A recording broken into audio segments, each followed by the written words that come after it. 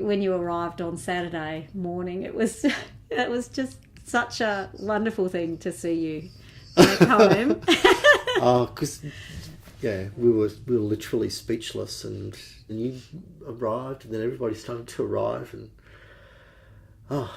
it was a very, very tender moment, because we realised we had some idea what you'd done to our house, and to then go for a walk down Ryan Street and see garbage furniture and clothes and white goods and washing machines and freezers and walls and the mud, that's the thing that still sticks in my memory, how badly it smelled.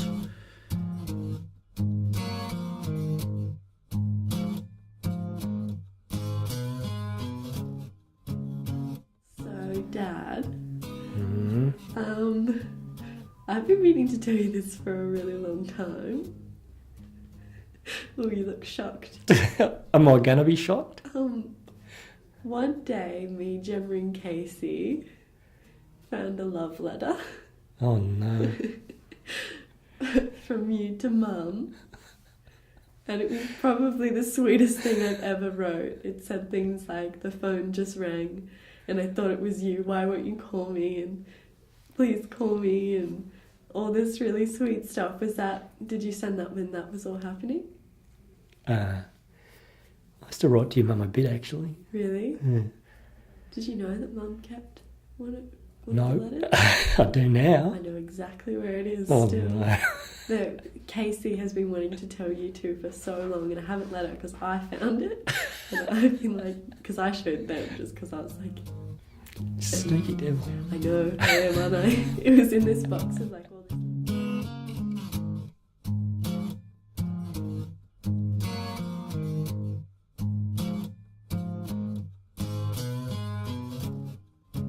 Can you describe the boat trip to Australia? My mother wouldn't come and say goodbye, but my dad come with us, another good friend, to the train. We got the train to Genova, and then we stayed there the night, and the morning we got the boat, and then we were in for 33 days. And yeah, it was quite pleasant. So at the time, sometimes it was a bit difficult to keep an eye on the little one being 3 and very full of life, but we enjoyed it.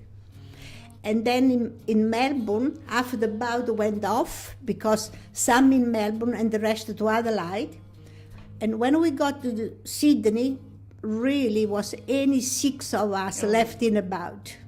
And I said to my husband, Brisbane must be a terrible place, because everybody got off Melbourne and Sydney. What are we going to do? How come nobody got to Brisbane? We had over 150 people come through our doors, and we captured about 80 to 90 beautiful stories. In fact, if you look up there, there are some people who are in this room here tonight, up there.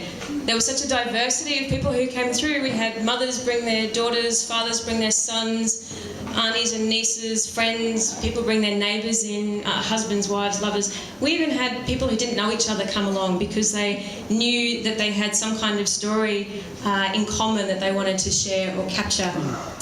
But they did all have in common that they really felt it was important to create a space to honour whatever story that was, and to take the time to listen to one another.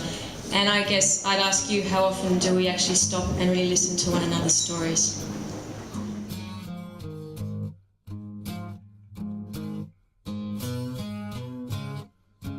Michael and Francis, I didn't realise I was going to get emotional at this one. Michael and Francis are friends of ours. Michael's had a very long and very rich life, and he's very close to the end of his life. Their family knows. So they came in 3 times together, Michael and Francis. They wanted to capture as much of Michael's life and his work as they could.